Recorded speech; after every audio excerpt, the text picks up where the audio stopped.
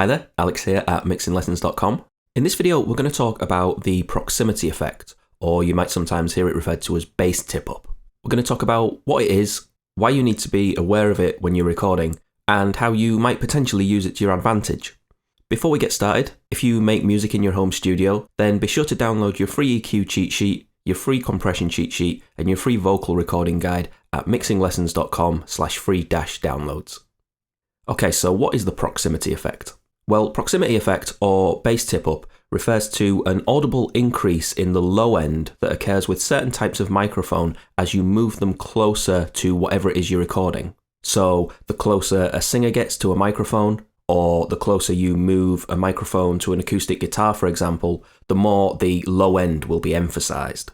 And so this is something which potentially you could use to really fatten up sounds and make things sound really big. But it's also something that could make things sound very boomy and bass heavy if you're not careful. So which types of microphone will exhibit proximity effect?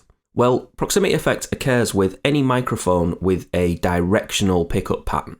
And so that means that cardioid microphones and figure-of-8 microphones are both affected by this. And most of us as home studio users will be using cardioid microphones. Generally, your normal large diaphragm condenser mic that you would have in a home studio will often have a cardioid pickup pattern.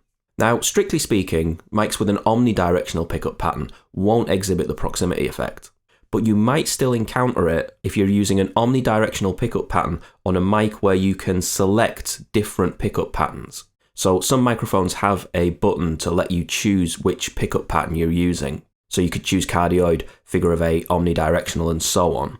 And the reason you might still experience it with one of those types of microphones if you pick omnidirectional is that those types of mics often create omnidirectional by combining two cardioid patterns. So the mic will have one cardioid capsule on the front and one cardioid capsule on the back. So in general, for most of us in home studios, we're going to be using mics with a cardioid pattern anyway, and so proximity effect is something that we need to be aware of.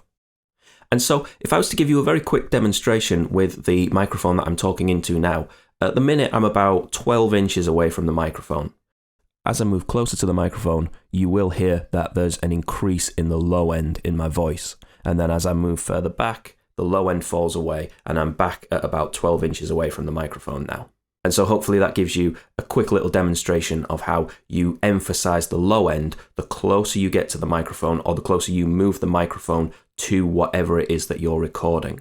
And obviously this is something that you could use to your advantage. The ability to exaggerate or emphasize the low frequencies in a recording could be quite useful. It's quite often used by voiceover artists or radio presenters to make their voices sound really deep and full.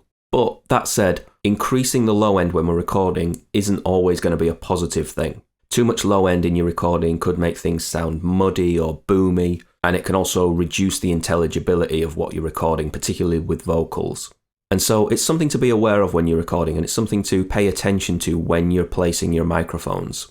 If you're capturing too much low end, then you could get a woolly, bass-heavy recording, and so you might want to back the microphone off a little bit. Of course, if you want to add some low end to whatever it is that you're recording, then you can try moving the microphone closer. I hope you found this video helpful. Thank you very, very much for watching. Please feel free to subscribe to the channel for future videos.